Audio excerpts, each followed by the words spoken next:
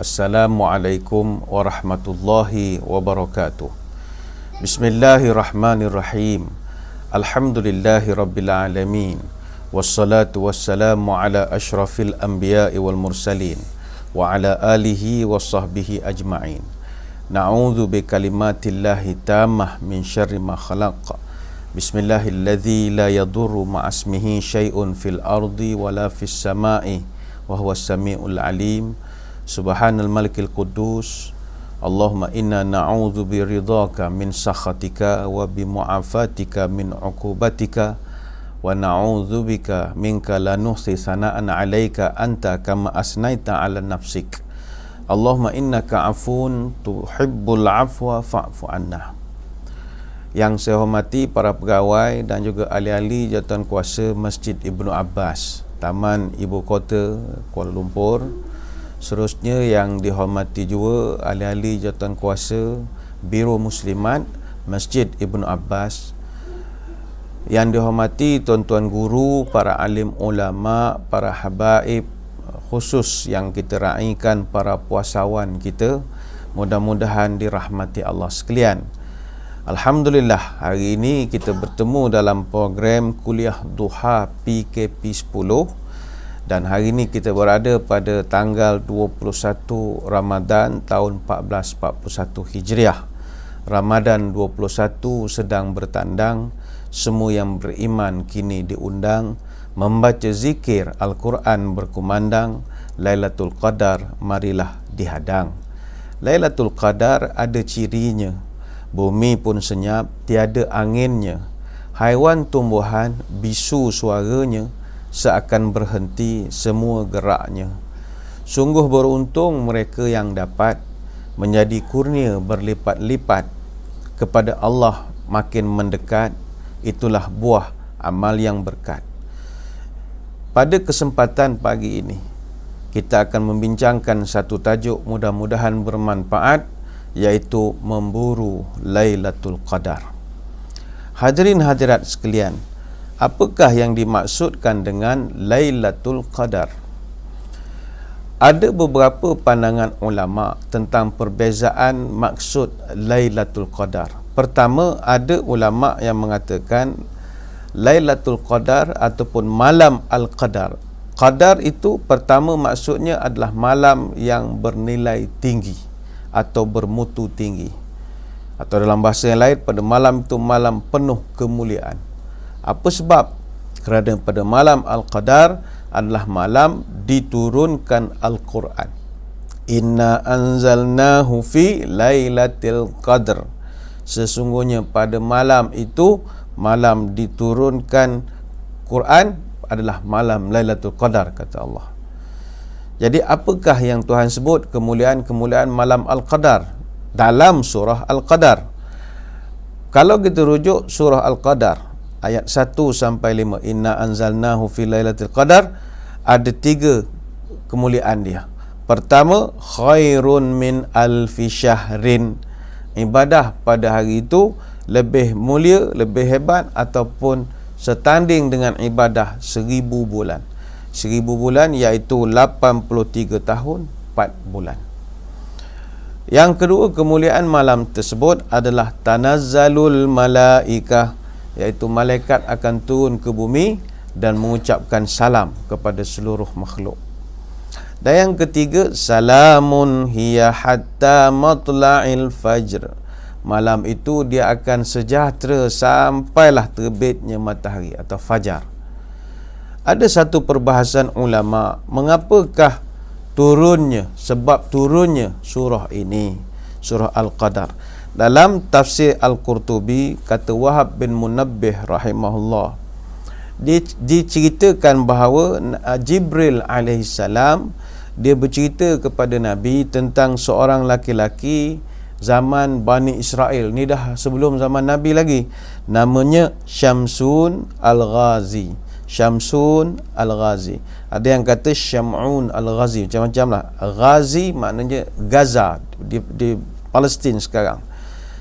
Jadi Syamsun Al-Ghazi ini, kalau orang putih kenal dengan satu watak, mereka panggil sebagai Samson and Delilah. Samson and Delilah, one of the important biblical character, satu watak yang begitu terkenal di dalam cerita-cerita melibatkan Bible. Lepas tu cerita Samson and Delilah ini memang terkenal, ada filem, ada drama tentangnya. Dulu arwah Benjamin S, seniman di Indonesia, dia pernah buat cerita Samson Betawi, ya, bukan Samson and Delilah, Samson Betawi. Kalau Samson Delilah kuatnya pada rambut, Samson Betawi kuat pada bulu ketiak. Ni cerita Benjamin S sajalah. Jadi Jibril bercerita Syamsun, kita sebut yang istilah gitu, Asyamsun. Syamsun ini dia seorang yang berjihad dan dia boleh memerangi musuh-musuhnya hanya dengan bersenjatakan janggut unta sahaja. Itu dia punya kegagahan dia.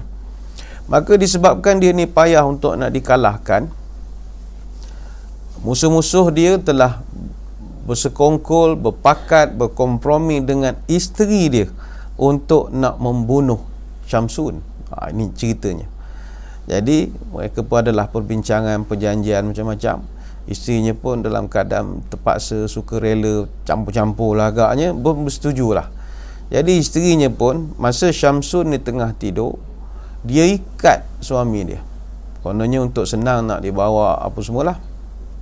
Tapi sebab Syamsun ni dia orang gagah, dia menggeliat saja, putus habis tali-tali ni. Isteri pun jadi pening kepala. Gagah betul. Hari esok ikat pula dengan rantai besi. Ikat rantai besi. Syamsun tidur, ikat dengan rantai besi. Ikat rantai besi pun sama, dia boleh putus. Padan menggeliat saja dah putus dah.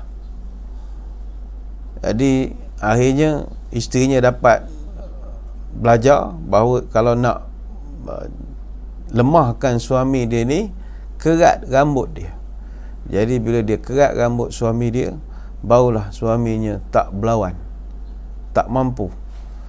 Jadi bila dah kerat rambut, dia tak melawan, dapatlah diikat kaki dan juga tangannya. Lalu musuh-musuh yang telah menunggu tadi angkat dia, bawa ke tempat lain. Jadi Samsun dikira kalah lah ketika itu. Maka diceritakan Samsun ni tangannya telah pun dalam keadaan diikat itu, tangannya itu dikerat, dipotong. Bukan sekadar tangan, telinga, lidah, bibir, kaki dan matanya pun dicongkil juga. Begitu teruk penyiasaan yang dia terima. Maka dalam keadaan begitu, Syamsun Al-Ghazi berdoa kepada Allah, semoga Allah menghancurkan musuh-musuhnya. Maka Allah pun dengan rahmatnya memperkenankan doa itu, tubuh Syamsun dipulihkan kembali dan akhirnya dia mengabdikan diri kepada Allah selama 83 tahun 4 bulan, iaitu selama 1000 bulan. Dan dia berjihad selama tempoh tersebut. Maka Nabi pun berceritalah kepada sahabat cerita ini selepas dia dapat daripada Jibril. Nabi pun ceritalah kepada sahabat. Ini hadis mursal daripada Mujahid radhiyallahu anhu, anna Rasulullah zakara rajulan min bani Israila labisa silaha fi sabilillahi alfa syahrin fa'ajibal muslimuna min zalika fa'anzalallahu inna anzalnahu fi lailatul qadr wa ma adraka ma lailatul qadr lailatul qadri khairum min alfi syahr. Suratul Qadar allati labisa fiha dzalikar rajulus silah fi sabilillahi alfa syahrin. Nabi SAW berceritakan kisah seorang laki-laki Bani Israel yang berjihad senjata selama 1000 bulan. Maka takjublah sahabat bila mendengar cerita tersebut. Lantas Allah menurunkan surah Al-Qadar, di mana satu malam menyamai jihad lelaki Bani Israel tersebut, yakni pahala 1000 bulan. Hadis dikeluarkan oleh Ibnu Munzir, Ibnu Abi Hatim dan juga Al-Baihaqi dalam sunannya. Jadi lepas Nabi cerita kisah Syam'un Al-Ghazi ni kepada para sahabat, sahabat rasa jealous lah. Allah, untungnya dia hidup 1000 bulan, 83 tahun lebih, tak ada kerja lain, ibadah saja. Kami pun nak begitu juga ya Rasulullah. Sahabat ramai sedih lah, sebab mereka ni ada jealous nak ibadah juga. Maka turun surah Al-Qadar, berikan khabar gembira kepada mereka. Ini pendapat yang pertama para ulama. Yang kedua yang dimaksudkan sebagai malam Al-Qadar adalah malam ketentuan. Al-Qadar maknanya ketentuan, the night of decree, malam ketentuan, iaitu malam itu adalah malam ditentukan urusan pentadbiran alam ini. Disebutkan oleh para ulama, pada malam Lailatul Qadar Allah menyerahkan 4 buah daftar urusan pentadbiran alam ini kepada 4 malaikat. Pertama, daftar urusan rahmat dan juga azab yang Allah turunkan sepanjang tahun. Ini diberikan pada Jibril. Yang kedua, daftar rekod tumbuh-tumbuhan dan juga rezeki. Ini diagihkan kepada Mikail. Yang ketiga, daftar hujan, angin dan juga bencana-bencana. Ini diberikan kepada Israfil.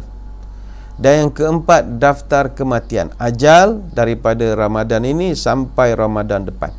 Ini sudah pasti diberikan kepada malaikat yang menjaga ajal kita, Israel. Jadi keempat-empat urusan ini diturunkan perkeliling arahannya ataupun taklimat arahannya pada malam Lailatul Qadar. Ulama berpegang kepada dalil dalam surah Ad-Dukhan ayat yang keempat, fiha yufraku kullu amrin hakim. Pada malam yang berkat itu dijelaskan pada malaikat tiap-tiap perkara yang mengandungi hikmah serta pasti akan berlaku. Surah Ad-Dukhan ayat yang keempat. Itu pandangan yang kedua. Pandangan yang tiga, kata ulama, Lailatul Qadar adalah maksudnya malam yang sempit. Malam yang sempit. Sempit yang bagaimana? Pada malam tersebut dia sempit sebab malam itu malaikat penuh sesak di bumi ini, sampai jadi sempit bumi ini. Dalam satu hadis riwayat Imam Ahmad, Nabi pernah menyebut, innal malaikata tilkal lailata fil ardi aktsaru min adadil hasa. Nabi menyebut sesungguhnya para malaikat pada malam itu, iaitu malam Lailatul Qadar, jumlahnya di bumi lebih banyak daripada bilangan batu-batu kerikil, kata Nabi. Hadis riwayat Imam Ahmad. Kenapa malaikat datang berbondong-bondong dan begitu ramai, bersesak-sesak sampai sempit-sempit ini? Sebab mereka datang untuk mendoakan manusia. Dulu para malaikat di-underestimate manusia. Kalau tuan-tuan puan-puan masih ingat, ketika Allah memproklamirkan atau memaklumkan nak mencipta manusia, wa iz qala rabbuka lil malaikati inni ja'ilun fil ardi khalifah. Tuhan berfirman, aku nak mencipta di muka bumi ini satu orang khalifah, diri daripada manusia. Ketika cadangan ni diutarakan, siapa paling kuat protes dan membangkang? Tak lain tak bukan malaikat. Qalu ataj'alu fiha man yufsidu fiha wa yasfiku dima wa nahnu nusabbihu bihamdika wa nuqaddisu lak. Qala inni a'lamu ma la ta'lamun. Malaikat protes, Tuhan, kenapakah engkau nak menjadikan khalifah di muka bumi ini terdiri daripada orang yang akan buat kerosakan dan suka menumpahkan darah, sedangkan kami para malaikat tak ada kerja lain melainkan sentiasa bertasbih dan memuji dan mensucikanmu. Tapi Tuhan menjawab, inni a'lamu ma la ta'lamun. Aku lebih tahu, engkau tidak tahu apa-apa, kata Allah. Surah Al-Baqarah ayat yang ke-30. Jadi ketika malaikat dulu dia underestimate kita, mengatakan kita ni ngabih beras je kalau cipta. Tapi Tuhan buktikan bahawa inilah manusia yang kau pandang rendah dulu. Tengok dia punya ibadah luar biasa sekali.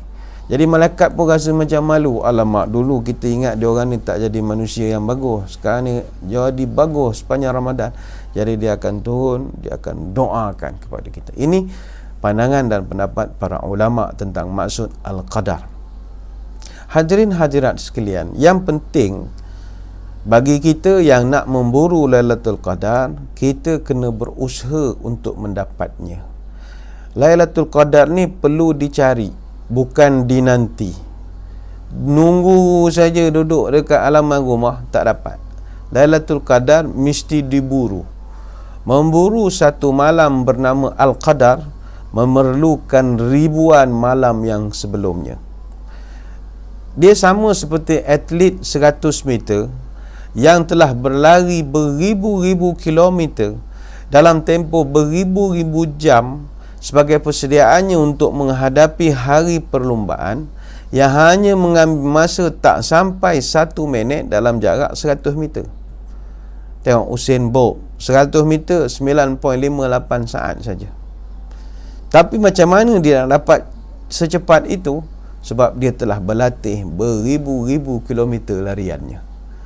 Maka orang yang nak mendapatkan Lailatul Qadar bukannya start malam ni atau malam tadi dia terhegeh-hegeh baca Quran, zikir, tidak. Tapi dia telah memulakan pencariannya sejak daripada awal Ramadan lagi. Ini bukanlah bermakna kalau kita tak buat persiapan maka tak payahlah cari, tak.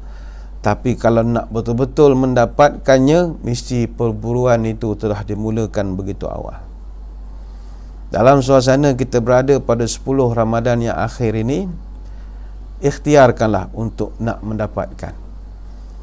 Buatlah apa saja, mudah-mudahan dapat ganjaran pahala. Ada orang dia bertanya, kalau malam turun Lailatul Qadar itu, saya tak ada ibadah atas tikar sejadah, dapat pahala tak sempena malam Lailatul Qadar?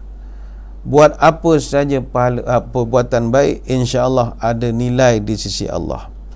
Sebab itu dalam kitab Lataiful Ma'arif disebutkan Juwaibir pernah tanya kepada Ad-Dhahhak, ara'aitan nufasa wal haid wal musafir wan naim lahum fil lailatul qadar nasibun? Qala na'am, kullu man taqabbala Allahu 'amalahu sayu'tihi nasibuhu min lailatul qadar. Bagaimana pendapatmu terhadap kaum wanita muslimat yang menghadapi nifas dan juga haid, ataupun golongan musafir dan orang-orang yang tidur pada malam Lailatul Qadar? Adakah mereka mendapat bahagian mereka pada malam Lailatul Qadar? Maka Ad-Dhahhak pun menjawab, na'am, kullu man taqabbalallahu 'amaluhu sayu'tihi nasibu min Lailatul Qadar. Ya, semua orang yang Allah terima amal perbuatan baik mereka akan mendapat bahagian pada Lailatul Qadar.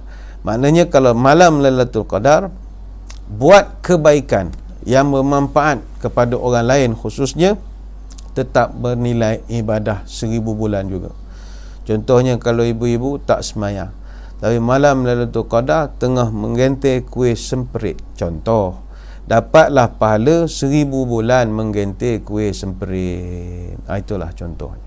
Tapi kalau malam Lailatul Qadar tu kita tengah sibuk menggentir remote Astro, nengok Netflix misalnya, alih channel sana, alih channel sini, berlaku Lailatul Qadar masa itu, agaknya dapatlah pahala menggentir remote Astro dan Netflix 1000 bulan. Itulah saja.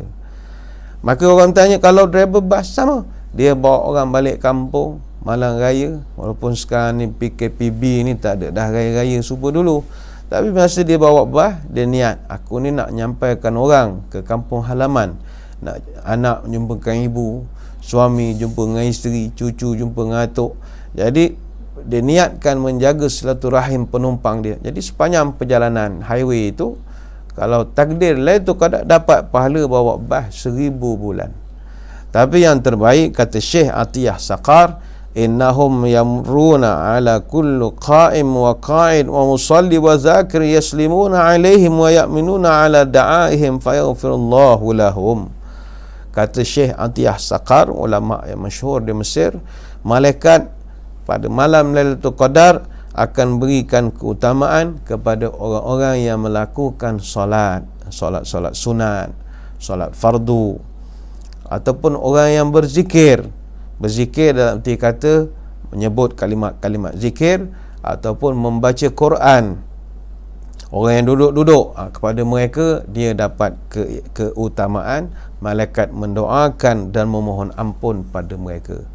Adapun orang-orang lain yang buat kebaikan pun dapat juga mudah-mudahan. Termasuklah juga amalan yang baik kalau kita dapat buat, mudah-mudahan malam itu bernilai 1000 ibadah, amalan bersedekah. Sebab sekarang ini sedekah tak perlu dah secara fizikal. Misalnya nak membantu masjid, tuan-tuan dah tak perlu lagi pergi ke masjid, masukkan ke dalam tabung, tak boleh. Masjid belum boleh untuk dibuatkan sebarang aktiviti setakat ini, belum ada kebenaran. Jadi kalau nak membantu masjid, boleh buatkan secara online. Online tu buat pula malam-malam. Manalah tahu malam itu malam Lailatul Qadar, dapatlah pahala 1000 bulan bersedekah ke masjid, khususnya Masjid Ibnu Abbas. Jadi kepada para penonton yang melihat siaran ini, bolehlah sekiranya nak menginfakkan sumbangan kepada Masjid Ibnu Abbas, boleh saja transferkan atau buat pindahan duit ke akaun Maybank. Ini bukan akaun Maybank penceramah, tak. Ini Masjid Ibnu Abbas yang menyiarkan siaran kita pada hari ini. Nombor akaunnya 564221636512.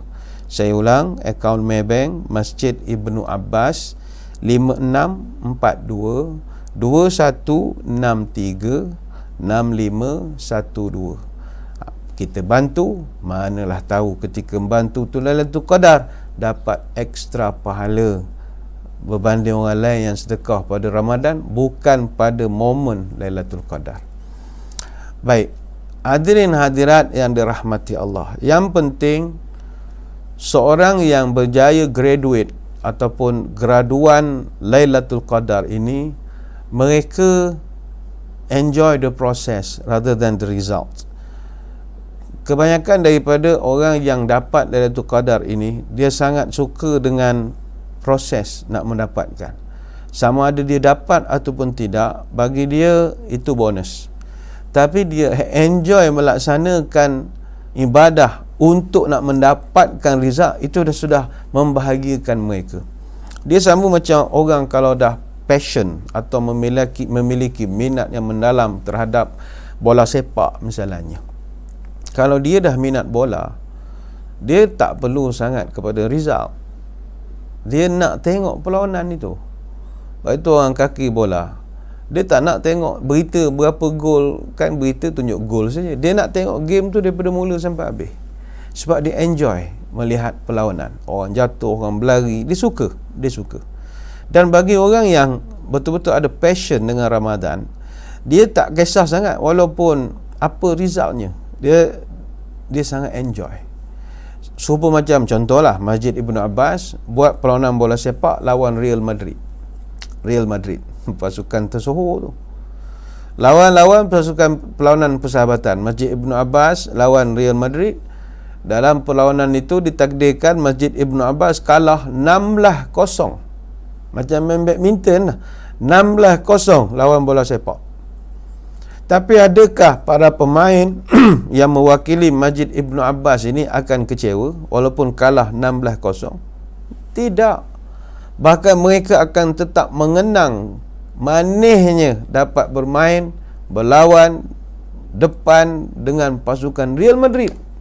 Bahkan akan jadi cerita buah mulut sampai ke anak cucu. Atuk dulu pernah lawan Real Madrid. Atuk gelecek Karim Benzema. Atuk ayamkan Sergio Ramos, ini kapten lah masa itu. Kemudian atuk tewaskan Keylor Navas, dia punya keeper. Tendang sekali kena tiang.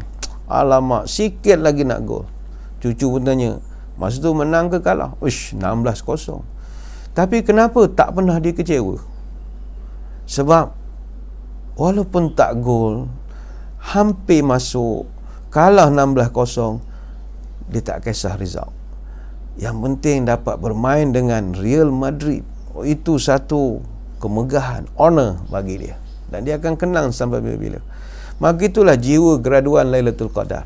Mereka ni lebih terkesan the process, bukannya the result.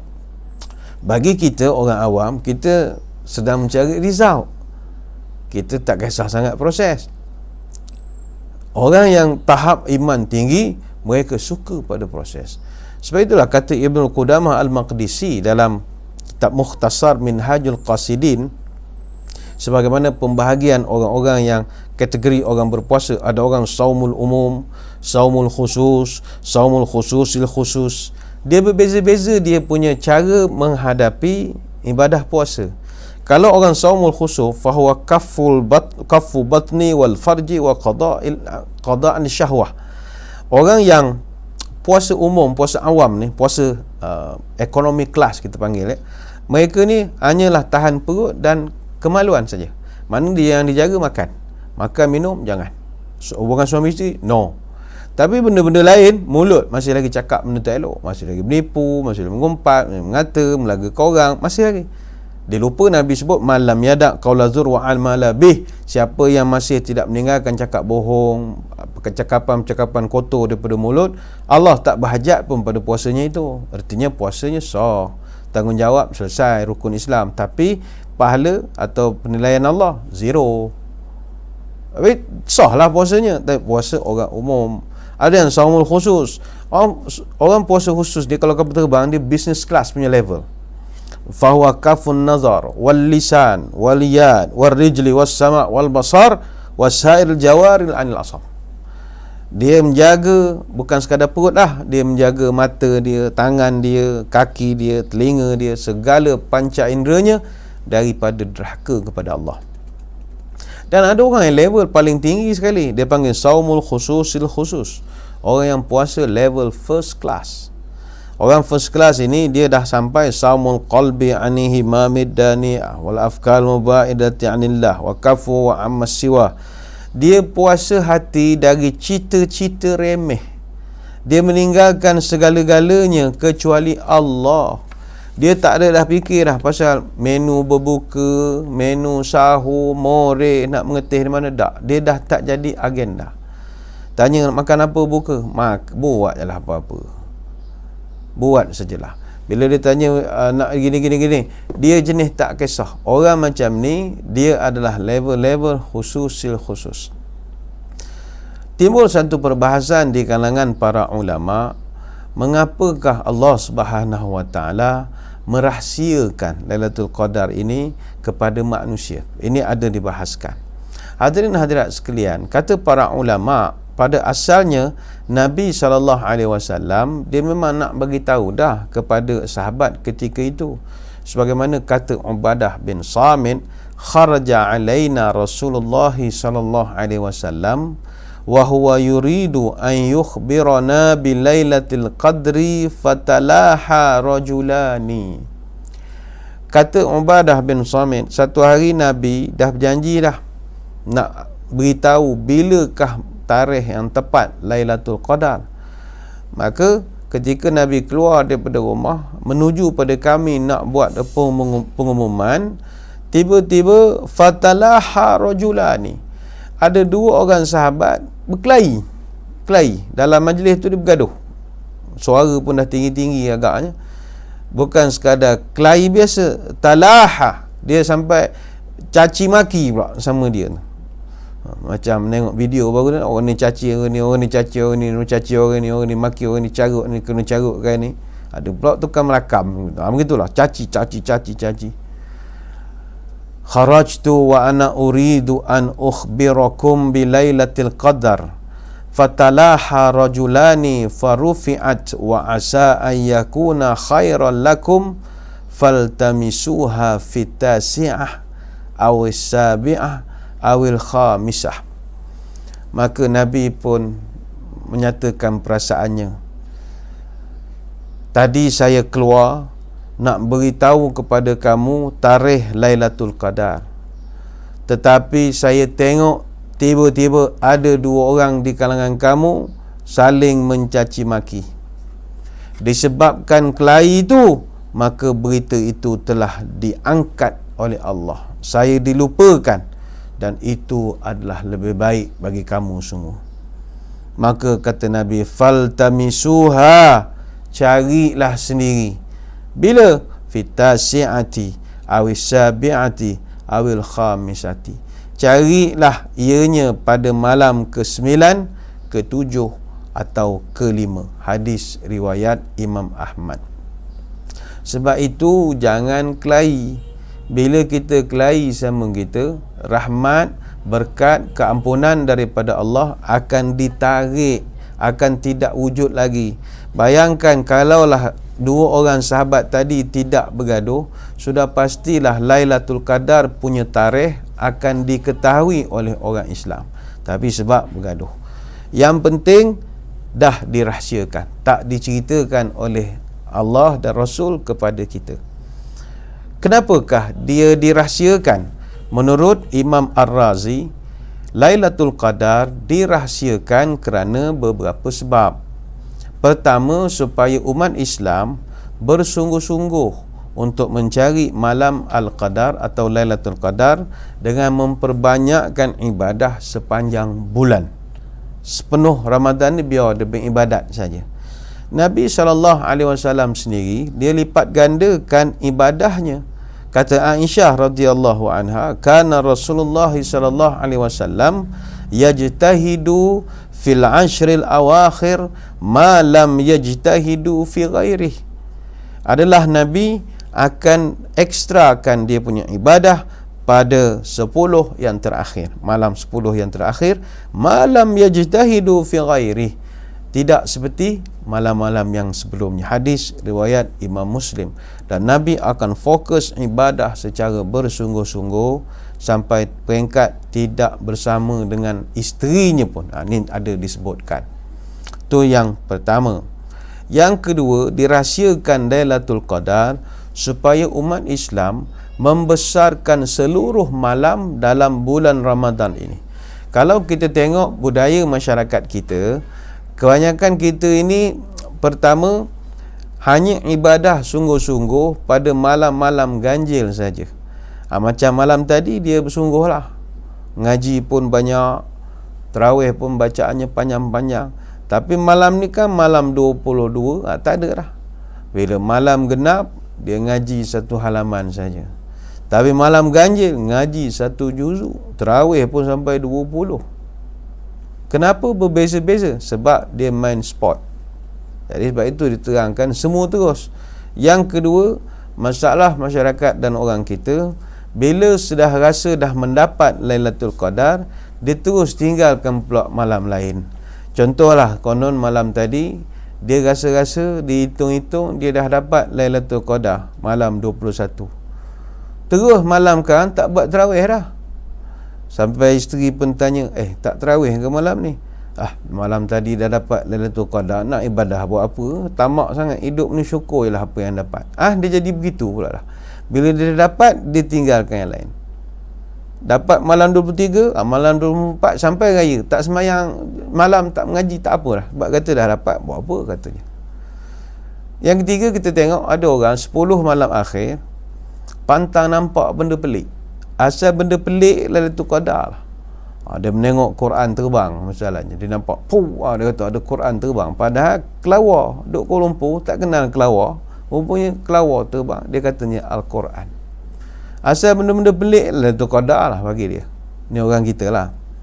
Dan ada pula kepelikan masyarakat kita. Bila dah 10 yang akhir ni, mereka pasang pelita malam 7. Kita panggil malam 7 likur. Pitu likur kita panggil ya.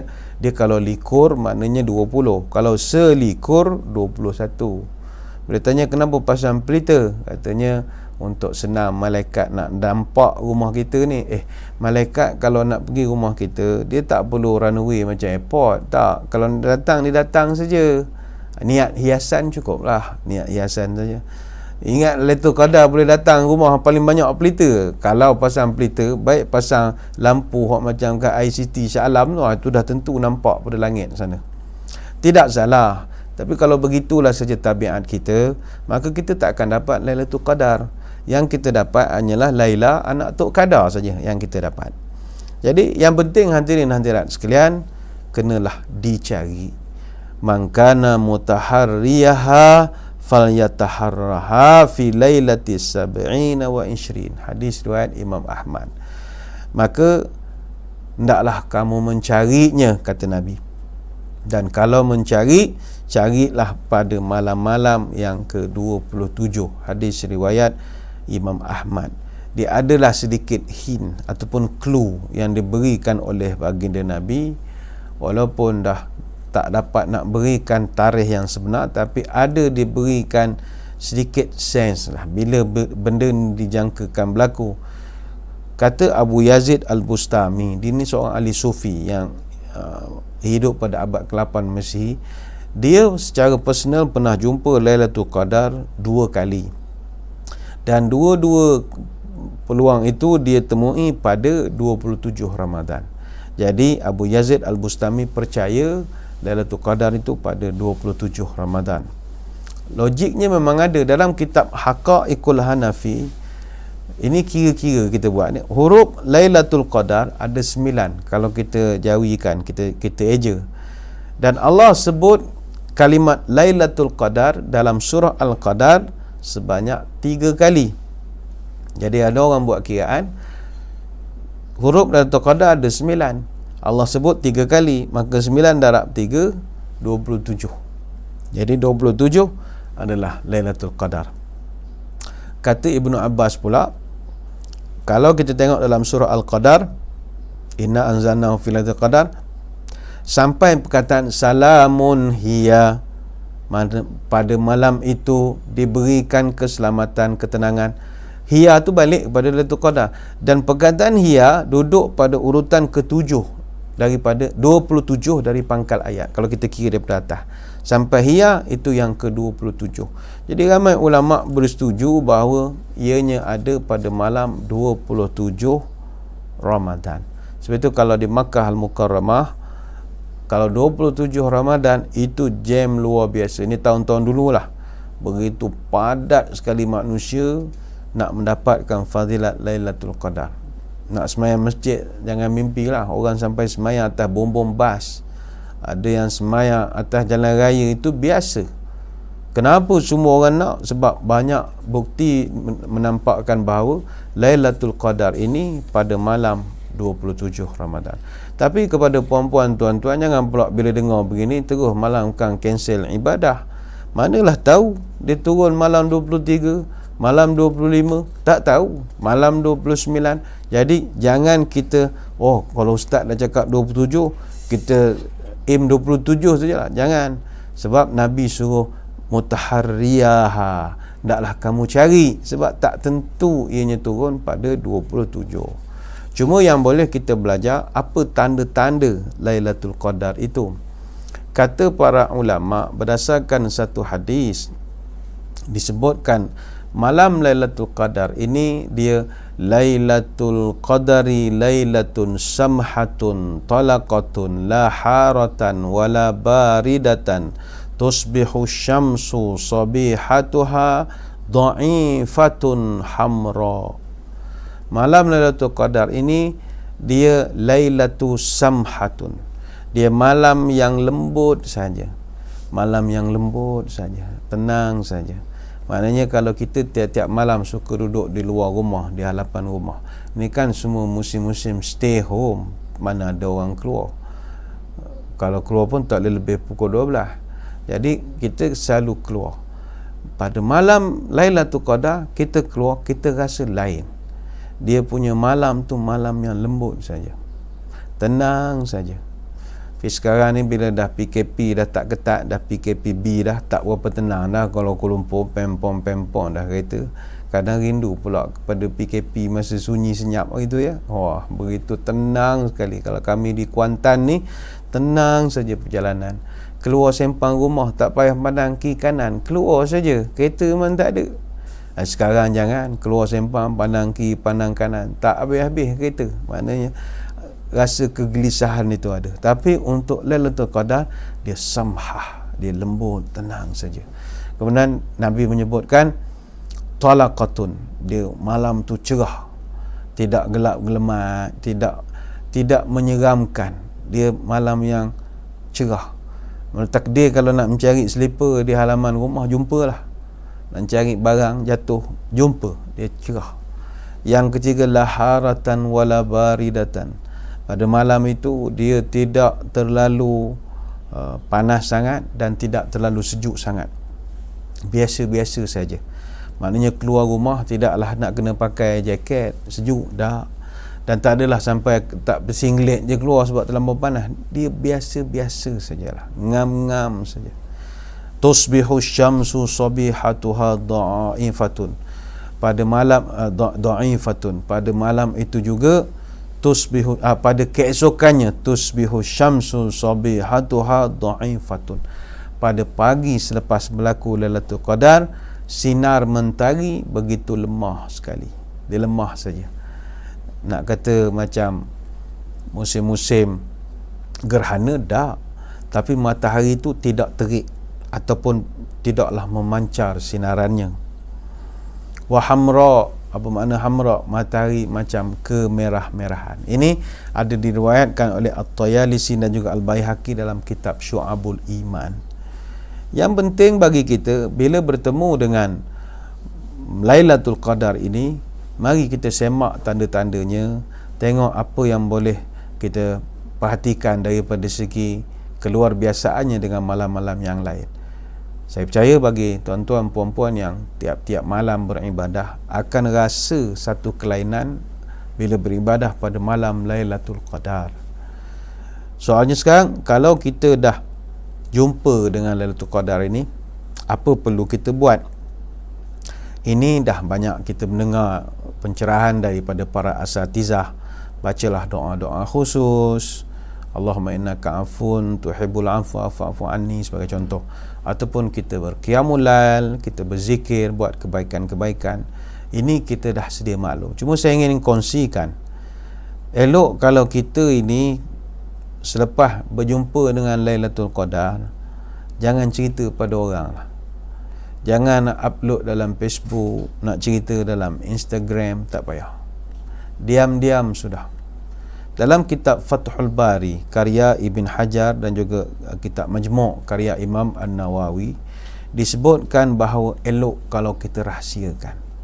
Dan inilah amalan yang diamalkan oleh Nabi Yaqub alaihissalam, yang mana Allah rekodkan dalam surah Yusuf ayat yang kelima, ya bunayya la taqsus ru'yaka ala ikhwatika fayakidu laka kaidan inna syaitana lil insani adum mubin.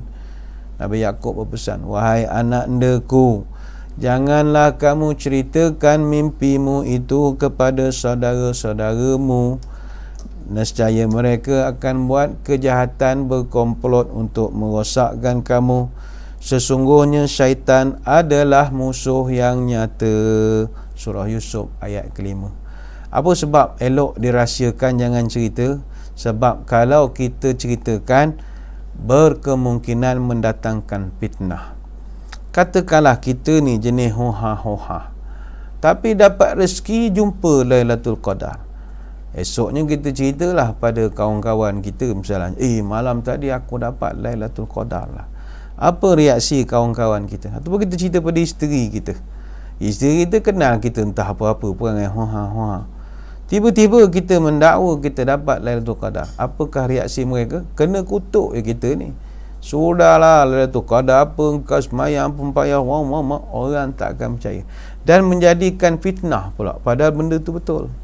Jadi senang cerita, jadikanlah bertemunya kita Lailatul Qadar itu sebagai satu kenangan peribadi kita, dan kita tak kongsi dengan orang-orang secara suka-suka hati, apatah lagi nak cerita dalam internet, nak cerita dalam WhatsApp group dan macam-macam lagi.